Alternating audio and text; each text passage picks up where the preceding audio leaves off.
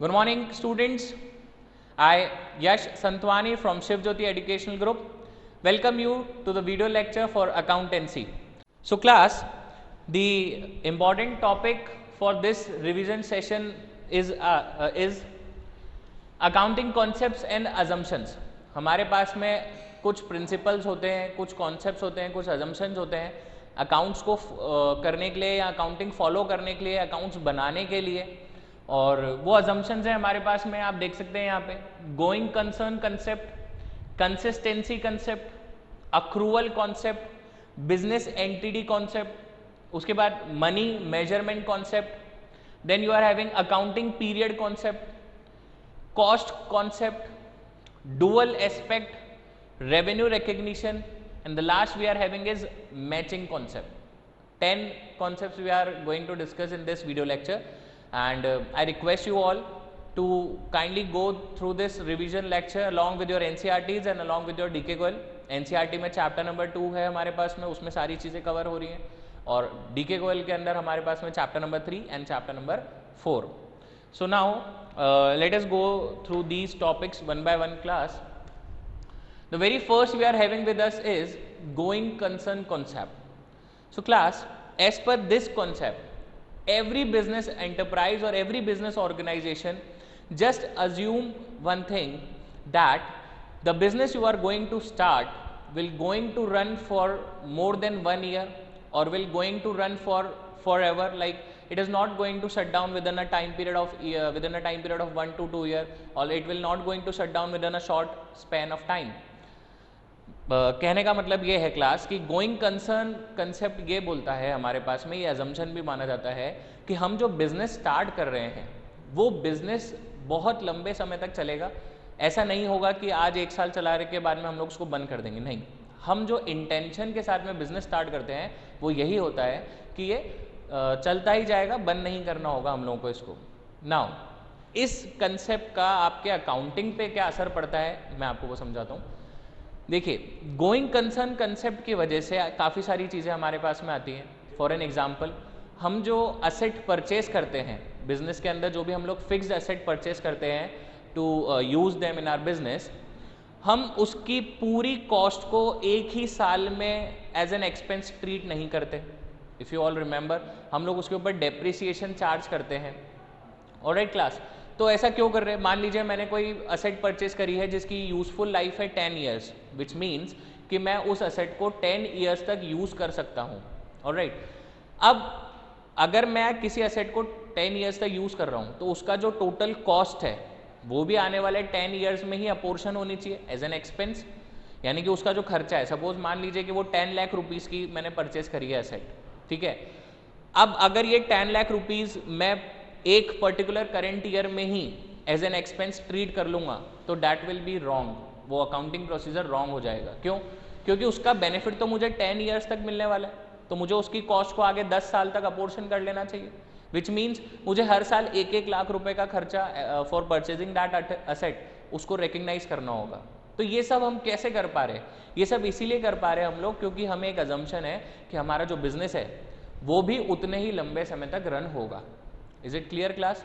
Asset की life तो 10 years है ही सही, लेकिन साथ में हमारा बिजनेस भी लंबे समय तक चलेगा, इसलिए हम उसके खर्चे को पर्टिकुलर किसी ईयर में नहीं लेके उसको अपोर्शन कर देते हैं और फिर डेप्रिसिएशन के नाम से प्रॉफिट एंड लॉस के अंदर रिकॉर्ड करते हैं.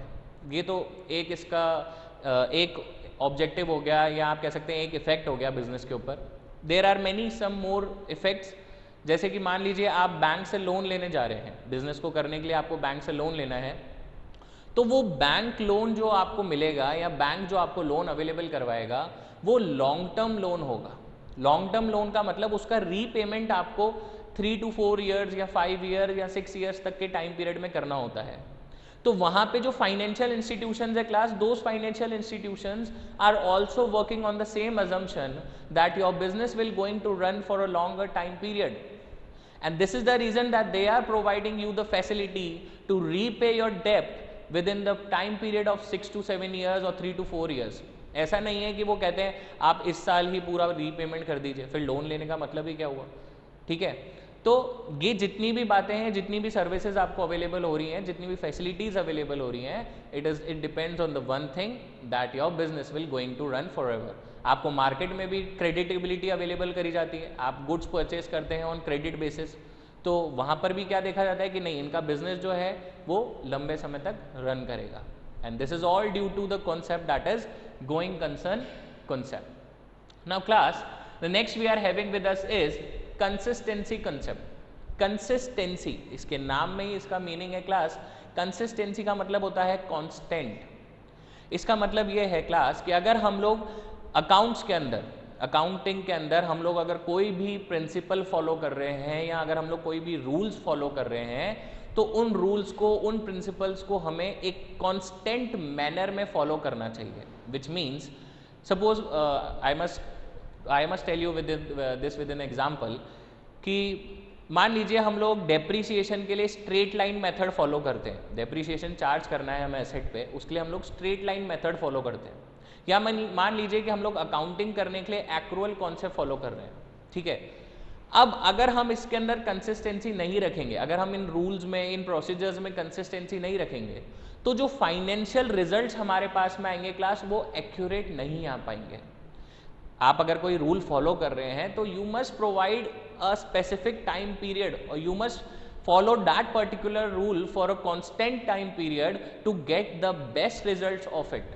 And this is what consistency concept tell us, that if you are following any kind of accounting principles or concepts or assumptions, kindly follow those accounting principles for a particular constant time period. आप उसको regular basis पर अगर change करते रहेंगे तो आपके पास में proper financial results नहीं अवेलेबल हो पाएंगे। तो कंसिस्टेंसी कॉन्सेप्ट कहता है कि आप जो भी रूल्स फॉलो कर रहे हैं उसको कांस्टेंट टाइम पीरियड तक फॉलो करिए। ऑलराइट, एंड बेनिफिट क्या होगा उसका, that we will be arriving the very accurate financial statements. Alright class, the next we are having with us is accrual concept. Accrual concept क्या होता है class, मैं आपको बताऊं, ये मैचिंग कॉन्सेप्ट से रिलेटेड है। पहले तो आप ये सुन लीजिए कि एक्रूअल कॉन्सेप्ट जो वर्क करता है वो मैचिंग कॉन्सेप्ट, अभी आगे चल के हम लोग मैचिंग कॉन्सेप्ट भी देखेंगे, वो मैचिंग कॉन्सेप्ट के बेसिस पे वर्क करता है, उसकी थ्योरी पे वर्क करता है। As per this concept we record our transactions as and when they happen, यानी कि बिजनेस के अंदर हम लोग रेवेन्यू या फिर एक्सपेंसेस के जो ट्रांजैक्शंस होते हैं उनकी रिकॉर्डिंग हम तब ही कर लेते हैं जब वो ट्रांजैक्शंस एक्चुअली अकर होते हैं हमारे बिजनेस में। फिर चाहे उसका कैश एडजस्टमेंट या उसका कैश ट्रीटमेंट हो गया हो या नहीं हुआ हो, विच मीन्स कि अगर हमारे पास में ट्रांजैक्शंस क्रेडिट बेसिस पर भी हो रहे हैं, you can say credit sales, credit purchases, तब भी हम उसको रिकॉर्ड कर लेंगे if that particular transaction belong to our current accounting year. अगर कोई ट्रांजैक्शन हमारे करंट अकाउंटिंग ईयर से बिलोंग करता है, फिर चाहे वो कैश ट्रांजैक्शन हो चाहे वो क्रेडिट ट्रांजैक्शन हो, तो हम उस ट्रांजैक्शन को रिकॉर्ड कर लेंगे and we will be at our outcome of that particular transaction in the end of the year. हम लोग किस वजह से ट्रांजैक्शंस को रिकॉर्ड करते हैं, हम लोग अकाउंटिंग क्यों करते हैं, ताकि हम हमारे प्रॉफिट या लॉस का पता लगा सके, टू कैलकुलेट द प्रॉफिट और loss for a particular year. तो एक्रूअल कॉन्सेप्ट बहुत ही एक्यूरेट माना जाता है, बहुत ही अच्छा माना जाता है आपके अकाउंटिंग को फॉलो करने के लिए। ऑलराइट क्लास, क्योंकि जिस साल में जो ट्रांजैक्शन हो रहा है उसी के फाइनेंशियल रिजल्ट्स आपको मिल रहे हैं, फिर चाहे वो कैश ट्रांजैक्शन हो रहा हो चाहे वो क्रेडिट ट्रांजैक्शन हो रहा हो। Alright, so now this was all about the accrual concept. कुछ ये तो 3 कॉन्सेप्ट्स हैं हमारे पास में जो कि काफ़ी रिजिडिटी रखते हैं, जिसको फॉलो करना काफ़ी इंपॉर्टेंट होता है। Now there are some other important concept with us. आप जब डीके गोयल पढ़ेंगे तो वहाँ पर आप देखेंगे, एनसीईआरटीज में भी it is available with you. The next we are having with us is business entity concept. Class, this is the very important concept and very interesting concept for dealing with the accounts for the whole of the life.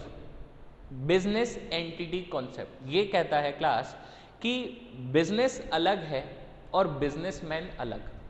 For an example आप मान लीजिए X एक person है, X is a person who started a business in the name of X limited. X एक person है जिसने X limited नाम का एक बिजनेस स्टार्ट करा है। इस पॉइंट ऑफ टाइम से X एक सेपरेट एंटिटी माना जाएगा और एक्स लिमिटेड एक सेपरेट एंटिटी माना जाएगा, यानी कि बिजनेस को आप अलग तरीके से डील करेंगे और बिजनेस मैन अपने आप में एक सेपरेट पर्सन हो जाएगा। Now the point come is कि हम लोग जितनी भी अकाउंटिंग फॉलो करते हैं वो सारी अकाउंटिंग हमारे पास में बिजनेस के पॉइंट ऑफ व्यू से हमें करनी है। इट मीन्स हम खुद को बिजनेस ट्रीट करके ट्रांजैक्शंस को देखेंगे। इसका रिजल्ट क्या होता है? बिजनेसमैन ने कुछ पैसा इन्वेस्ट करा है बिजनेस के अंदर, suppose x invested an amount of rupees 5 lakh, तो ये 5 लाख रुपीज बिजनेसमैन के लिए तो क्लास इन्वेस्टमेंट है, बिजनेसमैन के लिए इन्वेस्टमेंट हो जाएगा 5 लाख रुपीज। लेकिन यही इन्वेस्टमेंट बिजनेस के पॉइंट ऑफ व्यू से अगर देखा जाए तो एक लाइबिलिटी बन जाता है in the name of capital. Alright class, अगर हम बिजनेस के पॉइंट ऑफ व्यू से देखेंगे तो जो पैसा बिजनेसमैन लगा रहा है बिजनेस को स्टार्ट करने के लिए वो कहलाता है capital and it will be treated as a liability. Owners fund भी उसको बोला जाता है, आगे 12th में आप लोग देखेंगे। ऑलराइट, तो वो लाइबिलिटी बन जाता है। क्यों? क्योंकि बिजनेस के ऊपर एक रिस्पॉन्सिबिलिटी आ जाती है कि जब भी बिजनेस बंद होगा ये पैसा अपने बिजनेसमैन को रिटर्न करना होगा हमें। Alright class, so let it be more practical, try to think more practical in this concept that you have to treat the transactions from the point of view of the business group, not from the point of view of the businessman. And this is the reason that very first entry for starting the business is cash account debit to capital. जब हम लोग business start करते हैं तो हम देखते हैं कि बिजनेसमैन ने कैश लगाया है बिजनेस के अंदर, तो अगर हम लोग बिजनेसमैन के पॉइंट ऑफ व्यू से देखेंगे तो वहां पर तो क्या हो रहा है, इन्वेस्टमेंट नाम की एसेट हो रही है और कैश नाम की एसेट जा रही है, तो एंट्री होती है हमारे पास में। अगर बिजनेसमैन के पॉइंट ऑफ व्यू से देख रहे हैं तो एंट्री करेंगे इन्वेस्टमेंट टू कैश। लेकिन वही अगर हम लोग बिजनेस के पॉइंट ऑफ व्यू से देखते हैं तो कैश हमारे पास में आ रहा है और साथ में कैपिटल नाम की लाइबिलिटी बढ़ रही है, तो एंट्री क्या हो जाती है, cash account debit to capital account. Alright class, so this was all about the business entity concept. Now the next we are having with us is money measurement concept. Class, in our previous video lecture for the revision of chapter number 1, वहाँ पर हम लोगों ने देखा था recording of transactions, और उससे पहले हम लोगों ने देखा था क्लास एनालाइजिंग ऑफ ट्रांजेक्शन्स, ठीक है, और उसके साथ में आइडेंटिफिकेशन ऑफ ट्रांजेक्शन्स, हम लोगों ने ये सारी चीज़ों को पढ़ा है। उस आइडेंटिफिकेशन वाले प्रोसेस पे हम लोगों को ये देखना होता है कि जो ट्रांजैक्शंस हमारे पास में आ रहे हैं वो मनी के अंदर मेजर करे जा सकते हैं या नहीं, यानी कि उनकी फाइनेंशियल वैलिडिटी या फाइनेंशियल कैलकुलेशन अवेलेबल है या नहीं है हमारे पास में। तो क्लास, मनी मेजरमेंट कॉन्सेप्ट कहता है only those transactions can be recorded in the business those who are having the financial terms और विच कैन बी रिकॉर्डेड और which can be calculated in the financial terms, in the monetary terms. इसका मैं example बताता हूँ आपको। For an example, हम कहते हैं कि हमने बिजनेस को चलाने के लिए 10 ट्रक्स परचेज करे, we have purchase 10 truck for our business, we haven't provide you the prize money of this truck, so we can not record the transaction. हमारे पास में उस 10 ट्रक्स को परचेज करने की, या आप बोल लीजिए 10 मशीनरी को परचेज करा हम लोगों ने, तो 10 मशीनरी परचेज करने के लिए क्लास हमारे पास में प्राइज मनी नहीं है, so we can not record this particular transaction in our accounts. But if I provide you the transaction, the same transaction, suppose I provide you the detail as we have purchase 10 machineries of rupees 10 lakh each. अब आपके पास में एक machinery की cost आ गई है, अब आप इसको मॉनेटरी टर्म्स में कैलकुलेट कर सकते हैं। हमारे पास में एक मशीनरी 10 लाख रुपीज़ की है, हम लोग 10 मशीनरी परचेज कर रहे हैं which will cost you rupees 1 crore. अब फाइनेंशियल टर्म्स आ गया, मॉनेटरी टर्म्स आ चुका है उस ट्रांजेक्शन के ऊपर, अब आप उस मशीनरी की रिकॉर्डिंग कर सकते हैं by the amount of rupees 1 crore. Alright, so this was all about the money measurement concept, यानी कि अगर कोई ट्रांजेक्शन मनी या मॉनेटरी टर्म्स में रिकॉर्ड करा जा सकता है, कैलकुलेट करा जा सकता है, तभी हम उसको अकाउंटिंग के अंदर कंसिडर करेंगे।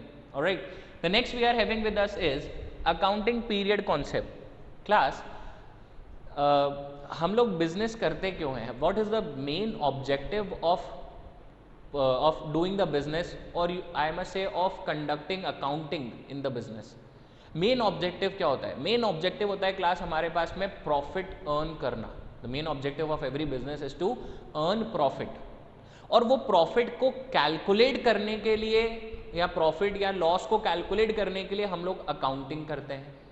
अब आप सोचिए क्लास कि अगर हमारे पास में कोई पर्टिकुलर टाइम पीरियड नहीं होगा तो आपको कैसे पता पड़ेगा कि आपके पास में कितना प्रॉफिट हुआ है, कितना लॉस हुआ? भाई प्रॉफिट कैसे कैलकुलेट करा जाएगा? अपनी इनकम को अपने एक्सपेंसेस से कंपेयर करके, जितना भी हम लोग अर्निंग कर रहे हैं और जितने भी हम लोगों ने एक्सपेंसेस करे उसको कंपेयर करके। लेकिन वो कंपैरिजन करने के लिए कोई फिक्स्ड टाइम पीरियड तो चाहिए हम लोगों को। For an example 1 financial year. हम लोग जो अकाउंटिंग करते हैं बाय डिफॉल्ट, जो अकाउंटिंग हम लोग करते हैं वो हम लोग करते हैं for a 1 financial year. Financial year का मतलब होता है हमारे पास में 1 अप्रैल टू 31 मार्च। 12 मंथ्स होते हैं, लेकिन it starts from 1 April and it ends on 31 मार्च। तो क्लास ये जो कॉन्सेप्ट है अकाउंटिंग पीरियड कॉन्सेप्ट, ये यही बोलता है कि whenever you are performing some accounting transactions or whenever you are performing your accounting procedure, you must have a particular time period for performing your accounting steps। आप उस accounts को एक particular time period के लिए करेंगे, एक particular span of time के लिए करेंगे। फॉर एन एग्जाम्पल जैसे मैंने भी आपको बताया 1 फाइनेंशियल ईयर, इसका इम्पैक्ट क्या होगा कि उस फाइनेंशियल ईयर के अंदर जितने भी एक्सपेंसेस हो रहे होंगे और जितनी भी इनकम हो रही होगी हम उनको आपस में कंपेयर करके प्रॉफिट या लॉस कैलकुलेट कर लेंगे। ऑलराइट क्लास, तो अकाउंटिंग पीरियड कॉन्सेप्ट क्या बोलता है कि आपके पास में कोई एक फिक्स्ड टाइम पीरियड होना चाहिए to perform your accounting procedures और to perform the accounting. Alright, so that we can come at the best financial results. Otherwise तो हमें डेली हमारा प्रॉफिट और लॉस कैलकुलेट करना पड़ेगा, which is impossible for that. Alright, so next you are having is your cost concept. Class cost concept और इसका दूसरा नाम होता है हमारे पास में historical cost concept. As per this concept all of the fixed assets that we purchase for our business is being recorded on the cost at which we have purchased them। मतलब हम लोगों ने जिस प्राइस मनी पे वो fix asset को purchase करा है उसी प्राइस मनी पे हमें हमारी फिक्स असेट्स को रिकॉर्ड करना होता है। ठीक है, उसको हम लोग कॉस्ट बोलते हैं या हिस्टोरिकल कॉस्ट बोलते हैं। यहाँ पर एक और टर्म आता है क्लास हमारे पास में जिसको हम लोग बोलते हैं बुक वैल्यू। बुक वैल्यू या फिर आप बोल सकते हो उसको करेंट मार्केट वैल्यू। तो जब आप अपनी कॉस्ट में से अपना डेप्रीसिएशन माइनस करते जाते हैं तो आपके पास में अपनी बुक वैल्यू आती जाती है। और एक क्लास बट कॉस्ट कॉन्सेप्ट अगर आप लोग फॉलो कर रहे हैं तो वो बोलता है कि आप अपनी ऑर्गेनाइजेशन के अंदर अपनी असेट्स को उसी प्राइस पे रिकॉर्ड करेंगे जिस प्राइस पर आपने उसको परचेज करा होगा। इसके कई सारे फाइनेंशियल बेनिफिट्स हमें देखने को मिलते हैं। एक छोटा सा बेनिफिट ये होता है कि our balance sheet looks good. Suppose मान लीजिए मैंने 10 लाख रुपीज़ की कोई मशीनरी परचेज करी, अब डेप्रीसिएशन लगते हुए वो उसकी वैल्यू जो है वो कम होती जा रही है। ठीक है, आफ्टर 5 ईयर सपोज उसकी वैल्यू 5 लाख रुपीज़ पर आ जाती है। तो अगर मैं उसको बुक वैल्यू पे शो करता तो मेरी मशीनरी कितने रुपए पे शो हो रही होती? 5 लाख रुपीज़ पे। लेकिन अगर मैं उसको कॉस्ट पर शो करूंगा तो मेरी मशीनरी कितने पर शो रही होगी? 10 लाख रुपीज़ पे। विच मीन्स अगर कोई मेरी बैलेंस शीट को देखता है, मेरे बिजनेस की बैलेंस शीट को देखता है तो उसके ऊपर एक अच्छा इम्पैक्ट जाता है। दैट्स इट, और इतना कोई ज़्यादा इंपॉर्टेंस ही नहीं है, but this is one of the good benefit we are having from cost concept. Alright class, now the next we are having is dual aspect concept.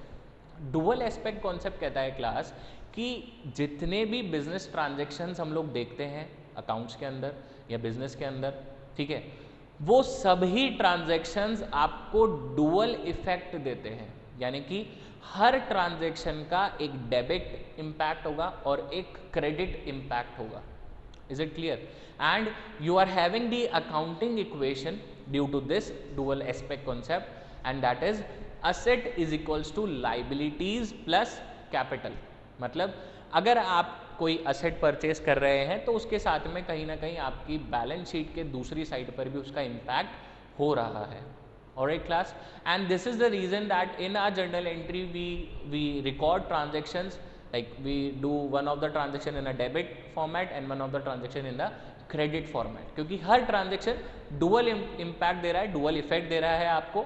Alright, one will be the debit effect and another will be the credit effect. Suppose हम लोगों ने business start करा, 5 lakh rupees का investment करके हम लोगों ने business start करा, तो बिजनेस के पॉइंट ऑफ व्यू से देखें तो एक तरफ हमारे पास में कैश आ गया, हमारे पास में 5 लाख रुपीज़ की कैश नाम की असेट बढ़ गई, and on the other hand हमारे पास में 5 लाख रुपीज़ की कैपिटल नाम की लाइबिलिटी भी रेज हो गई साथ में, and this is the reason we provide the journal entry for the same is cash account debit to capital. तो ये किसकी वजह से होता है क्लास? डुअल एस्पेक्ट कॉन्सेप्ट की वजह से। Alright, now the next we are having with us is revenue recognition concept. if I suggest you, if you reading this particular concept from the books, the language will be quite typical for all of you. Alright, revenue recognition basically होता ये है class, ये कहता है कि हम उसी time period के रेवेन्यू को रिकॉर्ड करें जिस टाइम पीरियड के हम लोग एक्सपेंसेस कर रहे हैं। मैं इसको डिटेल में बताता हूँ आपको। हम जितने भी एक्सपेंस करते हैं क्लास, वो हम इसलिए करते हैं ताकि हम उन एक्सपेंसेस से कुछ बेनिफिट अर्न कर सकें, कुछ रेवेन्यू अर्न कर सकें। तो वो रेवेन्यू उसी टाइम पीरियड का हमें रिकग्नाइज करना होता है जिस टाइम पीरियड के हम लोगों ने पर्टिकुलर एक्सपेंसेस रिकॉर्ड कर रखे हैं। कहीं ना कहीं ये मैचिंग कॉन्सेप्ट के ऊपर भी डिपेंड हो जाता है कि आप सेम ईयर के एक्सपेंसेस और रेवेन्यूज को रिकॉर्ड कीजिए। फॉर एन एग्जांपल, मान लीजिए मैंने कोई खर्चा करा आज की डेट पर, पर्टिकुलर इस ईयर में मैंने कोई खर्चा करा, ठीक है, और इसका रेवेन्यू मैं अर्न करता हूँ आज से 2-3 साल बाद। तो क्लास मैं इस एक्सपेंस को आज रिकॉर्ड नहीं करूँगा और ना ही मैं उस रेवेन्यू को आज रिकॉर्ड करूँगा। जब जिस डेट पर ये खर्चा हो रहा है या जिस डेट पर वो रेवेन्यू जनरेट हो रहा है, सेम डेट पर ही मुझे सारी चीज़ों को रिकॉर्ड करना है। सेम डेट पर ही मैं एक्सपेंसेस भी करूँगा और सेम डेट पर ही मुझे मेरी इनकम को भी रिकॉर्ड करना होगा ताकि फाइनेंशियल रिजल्ट्स प्रॉपर आ सकें। So this is all about your revenue recognition concept. Alright, now the next and the last we are having with us is matching concept. हम लोग इतनी देर से बात कर रहे हैं, एक्रूअल में भी हम लोगों ने देखा, रेवेन्यू रिकग्निशन में भी देखा, मैचिंग कॉन्सेप्ट। मैचिंग कॉन्सेप्ट कहता है वही जैसे मैंने अभी आपको बताया कि आप जो भी एक्सपेंसेस और इनकम को रिकॉर्ड कर रहे हैं वो एक्सपेंसेस और इनकम पर्टिकुलर ईयर से बिलोंग करने चाहिए, सेम ईयर से बिलोंग करने चाहिए और वो सेम ईयर से मैच करने चाहिए। And this is the reason the name of this concept is matching concept. इसका इम्पैक्ट क्या होता है क्लास? मान लीजिए कि मैं रेवेन्यू तो आज की डेट का रिकॉर्ड कर रहा हूँ और एक्सपेंसेस मैं आज से 2 साल पहले के रिकॉर्ड कर रहा हूँ, तो डू यू थिंक कि आपके पास में जो फाइनेंशियल स्टेटमेंट्स आएंगे वो प्रॉपर होंगे? नहीं। Alright, and this is the reason कि मैचिंग कॉन्सेप्ट बोलता है जिस साल के आप रेवेन्यू रिकॉर्ड कर रहे हैं उसी साल के लिए आप अपने एक्सपेंसेस को भी रिकॉर्ड कीजिए, so that you can get the best financial results और you can get the accurate profit और loss for your business. So class, this was all about the accounting concepts and conventions as well as the accounting assumptions.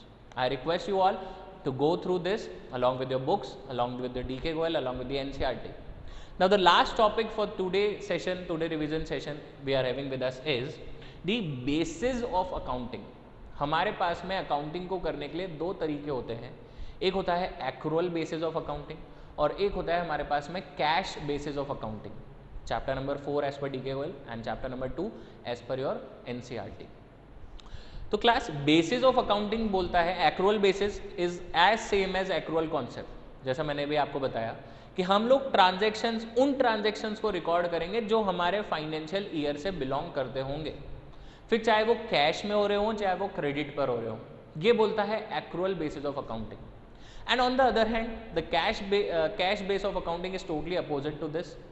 Cash basis of accounting बोलता है we record only those transactions which are going to perform on cash basis, whether it belongs to the financial year or whether it belongs to some other financial year। मतलब अगर हम लोग cash basis of accounting follow करते हैं तो हम उन transactions को रिकॉर्ड करेंगे जो कैश में हो रहे होंगे, फिर चाहे वो इस पर्टिकुलर ईयर के हों या फिर वो दूसरे किसी फाइनेंशियल ईयर के हों।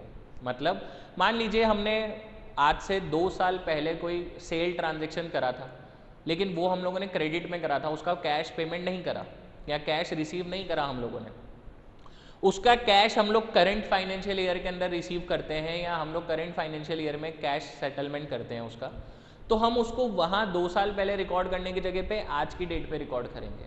And I don't think so that this will works for the better financial results.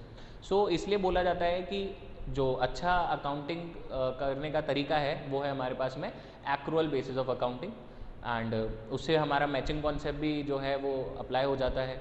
जिस साल के ट्रांजेक्शन, जिस साल के एक्सपेंसेस होते हैं, जिस साल के रेवेन्यू होते हैं, उसी साल में हम रिकॉर्ड कर देते हैं, फिर चाहे वो क्रेडिट में हुए हो चाहे वो कैश में हुए हो, लेकिन हमारे पास में एक्चुअल फाइनेंशियल रिजल्ट्स आ जाते हैं। Alright class, so this was about the basis of accounting. I hope the things are clear to you.